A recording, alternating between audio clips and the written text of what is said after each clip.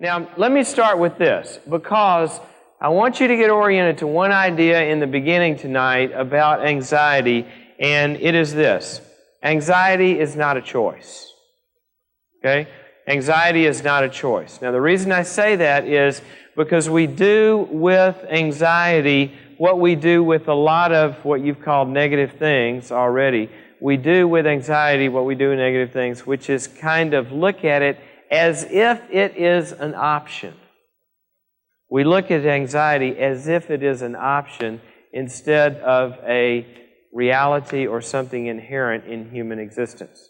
Okay? Now, I want to start out with that idea. It's similar to, anybody read The Road Less Traveled? Remember that book? What was the first line in the book? Life is difficult. And the second sentence said something along the lines of, and once you figure that out, it becomes less difficult. Well, there are a lot of people who never have really gotten it, that anxiety is, number one, anxiety is. That's pretty profound, huh? Now, why is it? Anxiety is, and this is why it's a reality, and this is why you'll get less anxious once you understand that. Anxiety is because I am little. Period. Okay? Now, what do I mean by that? I want to give you, as we're talking about this series, we're talking about the spiritual nature of emotional problems. The spiritual nature of emotional problems, of which anxiety can become a significant emotional problem. It can sort of render somebody, unable to love, unable to work, unable to grow, etc., etc. Now, one of the reasons I'm starting with this, as we talk about the spiritual nature of our emotional problems, is that a lot of times in the Christian world, which a lot of you, I'm sure, can identify with having spent some time there, when we hear the word spiritual, generally what gets used or what it means in Christian circles is really moral. When you hear, don't you hear like, well, somebody has a spiritual problem. What instantly do you begin to think of? That, gosh, there's sin in their life, Or there's some way in which they're being disobedient to God, or they're bad in some sort of moral way.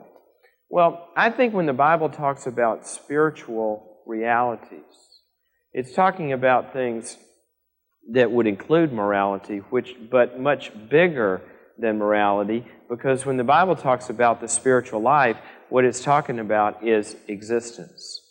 It's talking about existence, because to understand the spiritual nature of emotional problems, you've got to go back to the beginning, and it said, in the beginning there was God, and then God created. And then in this creation, where He created things, there probably wasn't a lot of anxiety before something called the fall.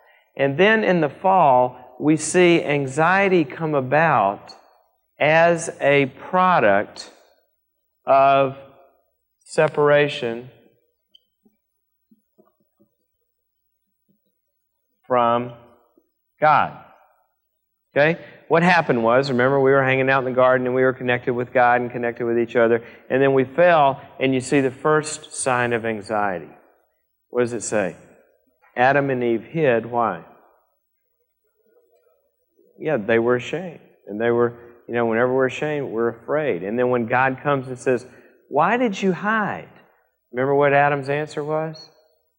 We were naked and we were afraid, and so, we hid ourselves. So I want you to begin to, just in the beginning of this, to remember, when we're talking about the spiritual nature of these problems, part of what we're talking about is not moral, but existence. And we're talking about, when you're talking about God's creation, whether we like it or not, we're talking about spiritual matters.